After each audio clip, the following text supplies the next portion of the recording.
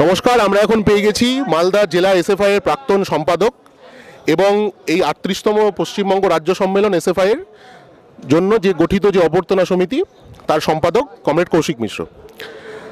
Comrade, আপনার কাছে প্রথম প্রশ্ন যে এই প্রায় ৪৩ বছর পর মালদায় আবার এসএফআই এর রাজ্য সম্মেলন অনুষ্ঠিত হচ্ছে এবং অভ্যর্থনা সমিতির সম্পাদক হিসাবে এই সম্মেলনকে আয়োজন করতে গিয়ে আপনার অভিজ্ঞতার কথা যদি বলেন।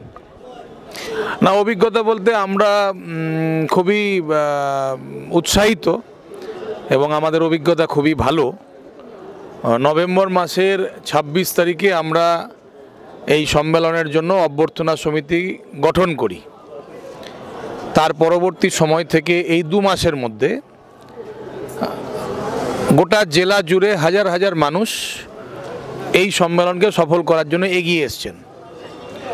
গোটা জেলায় এই সময়কালে এসএফআইয়ের বর্তমান এবং প্রাক্তন একাধিক নেতৃত্ব যারা জেলায় এসছেন এবং তাদের উপস্থিতিতে জেলার বিভিন্ন ব্লকে ব্লকে এই সম্মেলনকে সফল করার জন্য আলোচনা সভা এবং সম্মেলন তহবিলে কমরেডরা নিজের ব্যক্তিগত দান করেছেন এবং সম্মেলন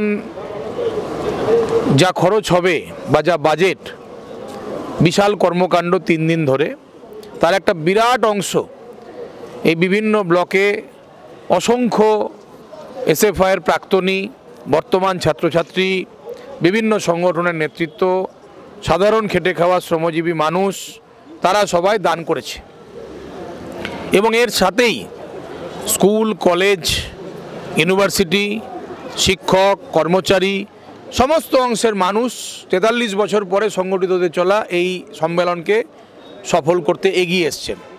গোটা জেলা জুড়ে এই সম্মেলনকে কেন্দ্র করে ছাত্র ছাত্রী, আমাদের এসএফআইয়ের প্রাক্তনী সহ যুব সংগঠন এবং অন্যান্য সমস্ত ভাতৃপ্রতিম সংগঠনের আবেগ তুঙ্গে আছে এবং সম্মেলনের শুরু এবং আগামীকালের যে সমাপ্তি সমাবেশ, প্রশাসন আমাদেরকে অনুমতি দেয়নি, কোনো মাঠের ব্যবস্থা করেনি বারবার বলার পরেও, তথাপি তাতে না দমে গিয়ে গোটা জেলা থেকে হাজার হাজার মানুষ, ছাত্রছাত্রী আগামীকাল মালদা শহরে আসবেন, রথবাড়িতে জমায়েত হবে এবং গোটা শহর জুড়ে মিছিল হবে সুসজ্জিত।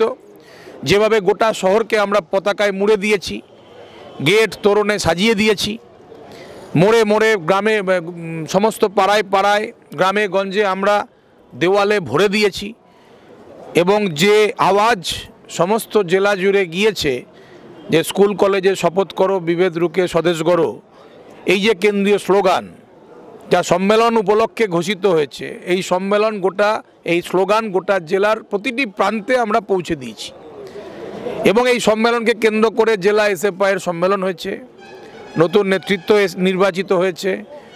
রাজ্য সম্মেলনকে কেন্দ্র করে আমাদের জেলার বাড়তি পাওনা যে আমাদের গোটা জেলার সংগঠনকে নতুনভাবে তুলে ধরার জন্য, আমাদের জেলায় গণ আন্দোলনের শক্তিকে বিকশিত করবার ক্ষেত্রে আমরা এই সম্মেলনকে সহযোগী কর্মসূচি হিসেবে আমরা ব্যবহার করেছি। সে কারণে আমরা উৎসাহিত, সম্মেলন সফল, বহু মানুষ তাতে যুক্ত হয়েছে এবং সবটা মিলিয়ে আগামীকাল বিকেল পর্যন্ত গোটা মালদা জেলা, গোটা মালদা শহর এসএফআই রাজ্য সম্মেলনের যে পরিবেশ, সেই পরিবেশের মধ্যে নিজেদেরকে যুক্ত করেছে। সেই কারণে আমরা খুবই উৎসাহিত।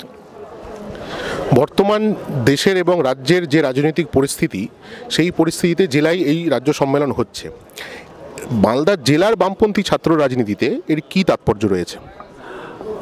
গভীর তাৎপর্য রয়েছে, কারণ বর্তমান সময়ে গোটা রাজ্য জুড়ে প্রতিটি প্রান্ত থেকে, বুথ থেকে রাজ্য স্তর পর্যন্ত নতুন নতুন ছাত্র যুবরা উঠে আসছেন, যারা আগামী দিনে বাম আন্দোলনের নেতৃত্ব দান করবেন। পশ্চিম বাংলার বুকে যে সরকার চলছে বা যে রাহাজানি চলছে, যে গুন্ডামু চলছে, যে ভীতি প্রদর্শন চলছে, যে জালিয়াতির সরকার চলছে, তার বিরুদ্ধে উঠে দাঁড়ানোর ক্ষেত্রে এই নতুন প্রজন্মের নেতৃত্বরাই আগামী দিনে রাজ্যের মানুষকে পথ দেখাবেন। এই সময়কালের মধ্যে ইনসাফ যাত্রা, এই সময়কালের মধ্যে ব্রিগেডের সমাবেশ, এই সময়কালের মধ্যে ছাত্র সম্মেলন, এই সবটা মিলিয়ে আমাদের নতুন প্রজন্মের এই নেতৃত্বরা বাম আন্দোলনের হাল ধরবেন এবং পশ্চিমবাংলার মানুষ সেই কারণেই অনেকটাই নতুন করে আশায় বুক বাঁধছে যে এই যে দুটো সরকার যারা সাধারণ মানুষের জীবনে যন্ত্রণা নামিয়ে এনেছে, গোটা দেশকে বিক্রি করছে, ধর্মের নামে ভাগ করছে, রাজ্যে বেকার ছাত্র যুবদের কোনো চাকরি নেই, কর্মসংস্থান নেই, 1000-এর ওপরে তারা বসে আছে রাস্তাতে, তাহলে এদেরকে দিশা কে দেখাবে?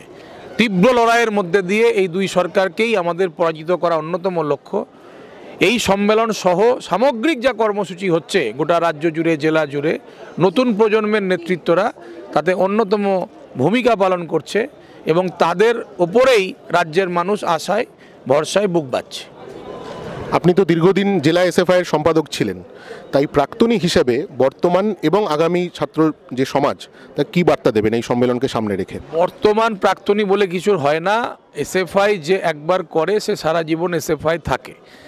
স্বাভাবিকভাবে আমাদের মনের মধ্যে এসএফআইকে কেন্দ্র করে আবেগ অনেক বেশি, কারণ আমরা জীবনে প্রতিষ্ঠিত, রাজনীতির ক্ষেত্রেই হোক, ব্যক্তিগত স্তরেই হোক, তার মূল ধাপটা আমরা কলেজের ক্যাম্পাসে স্লোগানে গলা মেলানোর মধ্যে দিয়েই আমরা নেতৃত্বে এসেছি। স্বাভাবিকভাবে আন্দোলনের প্রথম শিক্ষা এসএফআই থেকেই পায়, বিশেষ করে আমাদের মতন বামপন্থী আন্দোলনের ক্ষেত্রে। সে কারণে প্রাক্তনী নয়, সহকর্মী বলা যেতে পারে। হয়তো দায়িত্বে এখন নেই, সেই সংগঠনে করার আমার বয়স নেই, যেহেতু আমি ছাত্র না, কিন্তু তাদেরকে সবসময় সাহায্য সহযোগিতা, একজন সহকর্মী হিসেবে, সামগ্রিক বাম আন্দোলনের একজন কর্মী হিসেবে আমাদের এই নতুন প্রজন্মকেই সামনে এগোতে হবে, অনেক বুকে সাহস নিয়ে অনেক চ্যালেঞ্জের মোকাবিলা করতে হবে। সেই কারণে এই বার্তায় আমরা যারা একসময় সংগঠন করেছি, যারা একসময় দায়িত্ব গ্রহণ করেছিলাম, আমরা কিছুটা হয়তো এগিয়েছি। এখন তার পরবর্তীতে অনেক নেতৃত্ব ধাপে ধাপে এসছে, একটু একটু করে এগিয়েছে। তো আমরা সহকর্মী হিসেবে, পুরনো হিসেবে, আমাদের বর্তমান সময়ের আমাদের যা অভিজ্ঞতা, আমাদের যা সামর্থ্য, আমাদের যা শক্তি, তা দিয়ে আমরা তাদেরকে সবসময় সহযোগিতা করি, এই মানসিকতা আমাদের তো আছেই।